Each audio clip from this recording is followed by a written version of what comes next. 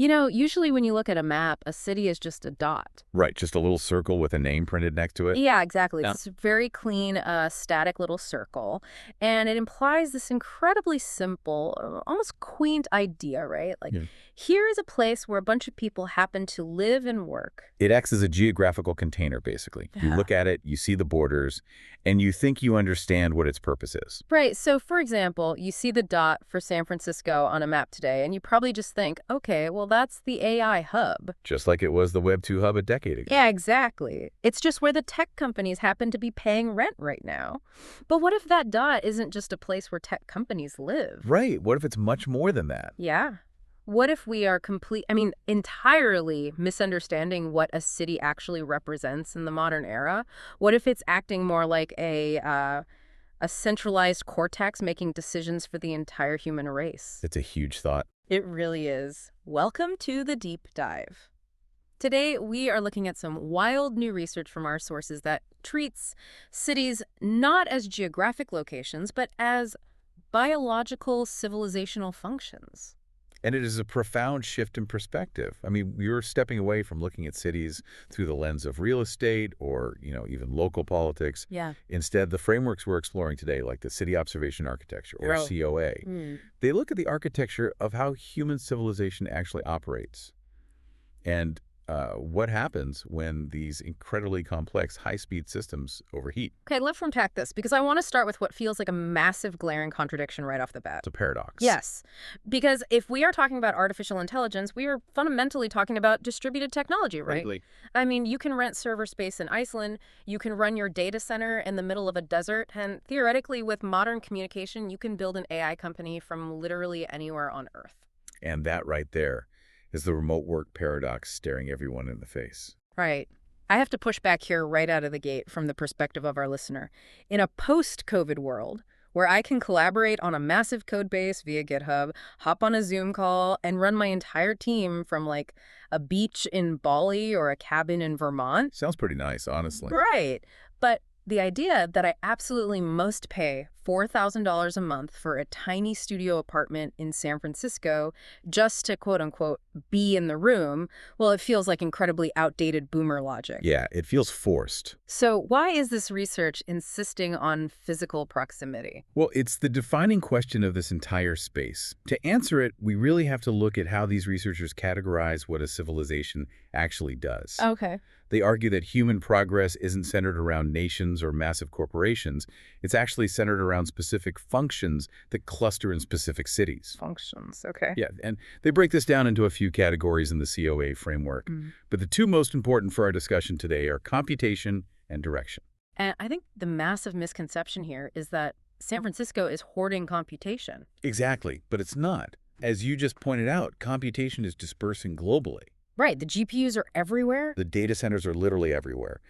What San Francisco is hoarding, though, is direction. Okay, define direction for me in this context. So direction is the function of deciding what happens next. Yeah. It is the raw environment of judgment. Oh, interesting. Right. Like who actually gets hired? Right. Which wild, seemingly impossible idea actually gets the funding? Which new market is trusted enough to build a foundation on? So the heavy lifting happens elsewhere. The theoretical coding and the heavy lifting of processing, yeah, that can happen anywhere. But the direction of the entire industry, the strategic trajectory that is being updated in a hyper-concentrated physical space. I was trying to wrap my head around this while reading through the LMOS and COA sources, and the best way I could visualize it was by thinking about the human brain. Oh, that's a great analogy. Yeah, because your nervous system, which is essentially the computation side of things, it reaches every single fingertip, every toe. It's entirely distributed throughout your entire body to gather data. Right. But the decisions, the actual processing of what to do with that sensory input, that doesn't happen in your elbows. No, definitely not. It happens in one centralized cortex, and the cortex is folded and super dense because those neurons need to be physically as close to each other as possible. To reduce the latency. Exactly, to reduce the latency of their communication. And that biological necessity for low latency, it maps perfectly onto how the sources describe this kind of city. I mean, they don't even refer to it as a city in the traditional sense. What do they call it? They call it a direction node. And a direction node functions less as a static collection of office buildings and more as what they term a generative field. A generative field, meaning it's not just a place where work happens, but an environment that actively creates new realities just by people bumping into each other. Think about the mechanics of how a breakthrough actually happens. Okay, it's rarely someone sitting in isolation having a eureka moment that translates perfectly into a global company. In a generative field, mere physical contact creates new ventures. Give me a tangible example of how that works on the ground. Like, walk me through it. Okay, imagine a Tuesday morning at a coffee shop in Hayes Valley. Sure. Two people who loosely know each other bump into one another in line. One mentions a bottleneck they're having with a specific data set. Just casual small talk. Exactly. But the other person says, oh, my friend was just talking about a novel way to structure that exact data. So they sit down. A casual 10-minute conversation turns into a whiteboard session that afternoon. Wow, okay. By Thursday, they've pulled in a researcher who happens to live down the street. By Friday night, at a house party, they casually pitch the solution to an angel investor who writes them a check on the spot. And meanwhile, the person working from the cabin in Vermont is still trying to schedule a preliminary introduction call for next Tuesday. Right. And by the time that Zoom call actually happens, the team in San Francisco has already pivoted their idea twice and hired their first engineer. That is wild. This is what the LMOS researchers call the OS layer, or the operational system layer.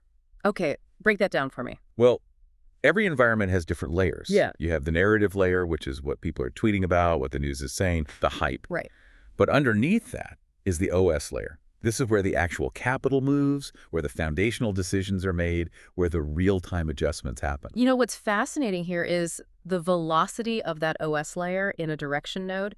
According to the sources, the speed is moving at an absolutely unprecedented rate. Oh, it's staggering. And it creates a literal gravitational pull. Yeah. Founders, top-tier researchers, aggressive investors, they're drawn in not because they like the weather or the scenery. Okay, it's not for the sourdough bread. No. They come because they need to operate at that exact OS velocity simply to survive. If the direction node is operating at a speed of, say, 1.0, and you are out in the distributed wilderness operating at a speed of 0.5. Your ideas are functionally obsolete before you even finish building your prototype. Exactly. The environment itself demands physical presence just to absorb the sheer density of updates. Looking at it historically, this actually makes perfect sense. I mean, it's a pattern, right? Absolutely. During the Industrial Revolution, we clustered factories in specific cities because we needed to physically move heavy materials and coal. Right. Proximity to resources. Yeah. And then in the Information Revolution, we clustered communication networks. But now, in the AI era, we aren't clustering materials or cables. We are clustering the challenge and response mechanism of civilization itself. We're clustering judgment. But that level of clustering, that incredible blinding velocity, it comes with a severe structural cost. This is the catch. It is. And this is where the research transitions from marveling at the success of a direction node to really dissecting its profound vulnerabilities. Right. We definitely have to talk about the dark side of this concentration. Because if all this directional energy, all this capital, and all this hyperfast decision-making is concentrated into one physical peninsula, what happens to the city itself? The pressure cooker. Yeah. Yeah. I mean, what happens to the people who are just trying to, buy groceries and live their lives? The frameworks use a really brilliant concept here called membrane tension. Membrane tension. We just talked about the OS layer moving at this blistering, hyper-accelerated speed. But underneath the OS layer, you have what they call the living membrane. Which is the physical reality of the city, like the apartment buildings, the sewer systems, the roads, the public schools, the local baristas. Right. The living membrane operates on human time. Yeah, that makes sense. You cannot hyperscale the construction of a new transit system or the permitting of an apartment complex the way you can hyperscale an AI model by just adding more compute.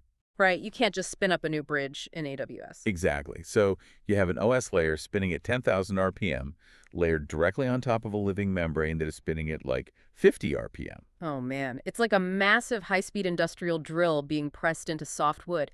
The velocity difference just creates intense friction. The researchers use the term shear, and that shear is visible on every single street corner in a direction node. How does it actually show up? Well, it manifests as a $20 artisanal post, existing literally steps away from failing civic infrastructure. Wow, yeah. It manifests as skyrocketing housing costs that price out the very people needed to maintain the living membrane. The teachers, the service workers, the artists. So the city becomes incredibly hostile to anything that isn't operating at that hyper-fast OS speed. Exactly. And the sources go even deeper into this structural risk using the MCP model. The membrane contact phase models, right? Yes. They look at what happens when a complex system operates at maximum efficiency and incredibly high heat for too long, without proper dissipation. They have a specific term for it. Chronic depolarization. Yes. If you take away one concept from these frameworks today, let it be chronic depolarization. Let me see if I can translate the mechanics of this for you, the listener, because it gets pretty dense in the text. It does. Imagine a car engine. If a direction node is constantly generating new trajectories, constantly pivoting to the next big thing, constantly raising billions of dollars, it's like an engine running in the red line. Constantly revving. The RPMs are maxed out. It never powers down to idle. And because it's running so hot for so long, the metal itself begins to warp. The system becomes structurally exhausted. That's exactly it. It becomes hypersensitive to minor stimuli. The research explicitly states that in this chronic phase, the system is characterized by constant knee-jerk reactions. Everything is an emergency. Everything. There is an absolute inability to recover. The judgment horizons shorten drastically. Instead of thinking about what the industry will look like in 10 years, the entire environment is obsessing over what a competitor launched yesterday. It's a state of permanent fatigue. And you see this everywhere once you know to look for it. You really do. You see it in the burnout rates of founders. Yeah. You see it in the constant churning outrage on social media.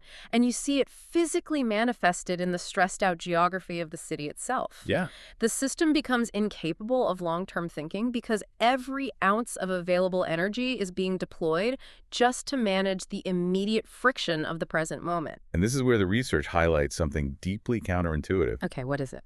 Well, most people assume that if a system is under that much stress, the greatest danger is a sudden, explosive collapse, a massive crash. Right. The bubble bursts. Right. But the MCP models argue that the greatest danger is actually the fixation of this chronic depolarization. Fixation, meaning it doesn't blow up, it just hardens. Exactly. It hardens into a permanent state of hyperreactive fatigue. The system loses its plasticity. Wow. It loses the ability to adapt to anything truly novel because it is so entirely consumed by its own speed. Which is a terrifying thought when you remember our earlier analogy. The brain cortex. Yeah.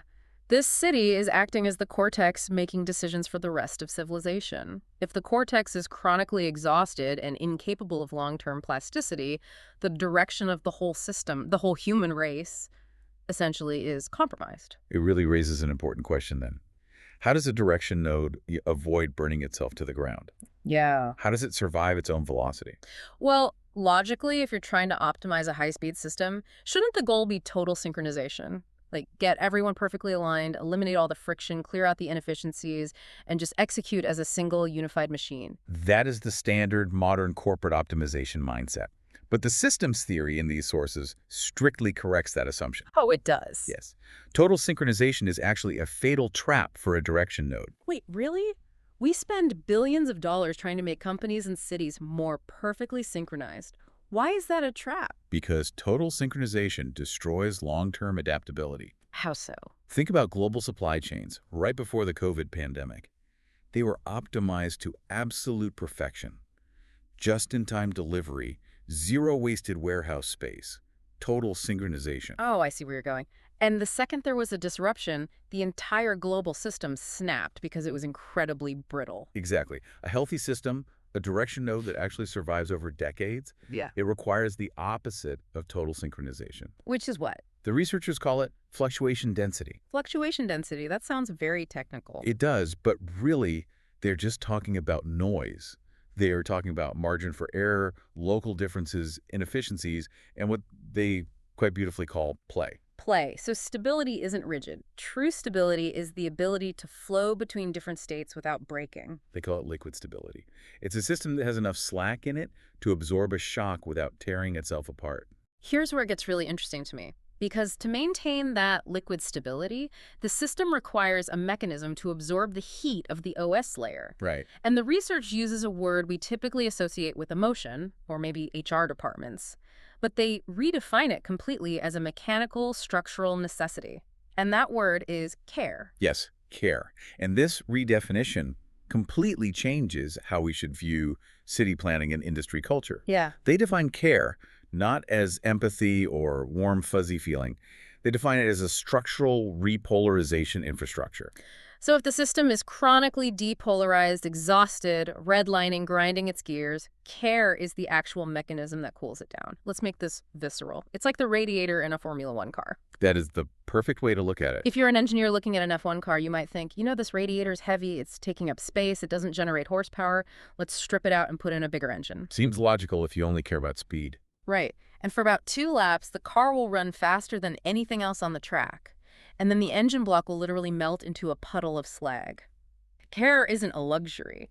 It's the literal cooling system in the nuclear reactor. It's the buffer of time. It's the buffer of patient capital. It's the cognitive white space. Yes. It is the affordable housing that allows artists and weirdos people who aren't operating at OS speed to exist in the city and create the noise and play that generates new ideas. That's so crucial. Care is what allows a city or a civilization to endure the sheer friction of being a direction node without tearing its living membrane apart. They actually have a metric for this in the research, don't they? They do. They call it civilization recovery capacity. Civilization recovery capacity. Yes. And if we connect this to the bigger picture, it implies that a civilization's true stability is measured not by its quarterly growth rate, but by its recovery rate. Its ability to bounce back. Exactly. Its ability to maintain that liquid stability, that phase fluidity, without hardening into a state of permanent exhaustion. So if a city loses its infrastructure of care, if it prices out its communities, if it aggressively eliminates all its noise in the name of hyper-efficiency, it destroys its own recovery capacity. It pulls the radiator out of the F1 car. Yeah, it might run faster for a short period, it might generate massive returns for a few quarters, but it absolutely guarantees its own eventual structural rigidity. And that is the tightrope San Francisco is walking right now. It is functioning as a direction node, but it is wrestling with immense membrane tension. So, bringing this all back to you, the listener, whether you are currently living in a major tech hub, paying that exorbitant rent and dealing with this sheer firsthand, or you're observing the global AI race from afar, this completely changes the lens. It really does. We have to stop looking at cities just as dots on a map, or places with high populations, or even just collections of successful companies. We need to start viewing them as evolving civilizational functions. San Francisco's status as a direction node isn't guaranteed by its geography or its history. It's maintained by the health of that generative field, and it is directly threatened by its own internal friction. And the sources leave us with some profound, unresolved questions. Can these direction nodes emerge elsewhere? If the friction in one node becomes too great, if the shear destroys its recovery capacity, if the radiator fails, does the function jump to another city? Could it? Yeah, like does London or Tokyo or Austin suddenly become the new cortex? Or, as artificial intelligence itself evolves and the tools for remote collaboration become truly indistinguishable from physical presence, can this generative function ever truly become decentralized? That's the dream of the remote work era. Yeah. Can we build a direction node entirely in the cloud? Or will human civilization, by virtue of our primate biology, always require a dense, sweaty, messy physical space for its most critical updates? It is arguably the ultimate question of the next decade. And as we wrap up, I want to leave you with a final thought drawn directly from the research. A very important one. We've talked a lot today about systems and speed and hyper-reactive environments. But the researchers introduce a concept called cognitive cooling and the necessity of avoiding what they call the closure gradient. This is incredibly crucial for anyone trying to navigate an industry that is moving this fast. The closure gradient is that immense psychological pressure we all feel to finalize our understanding too quickly. We live in an era of high-speed meaning fixation. Everyone is rushing to declare the ultimate winners and losers of AI. They want to look at the map, point to the dot, and say, I know exactly how this ends. I know who wins. But true observation, the frameworks argue, requires keeping the loop open. It requires intentional cognitive cooling. So don't let your understanding of the future become fixed. If you lock your worldview into a state of total synchronization just to feel a false sense of certainty, you lose your own adaptability. You become just as brittle as those supply chains. Exactly. So what does this all mean for you? Tomorrow, as you go back to your day, don't just look at the map. Ask yourself, in your own industry, in your own life, where is the direction mode? Where is the environment of judgment actually happening? Right. And more importantly, does it have the recovery capacity, the infrastructure of care to survive its own speed? Keep the loop open. Thanks for joining us on this deep dive.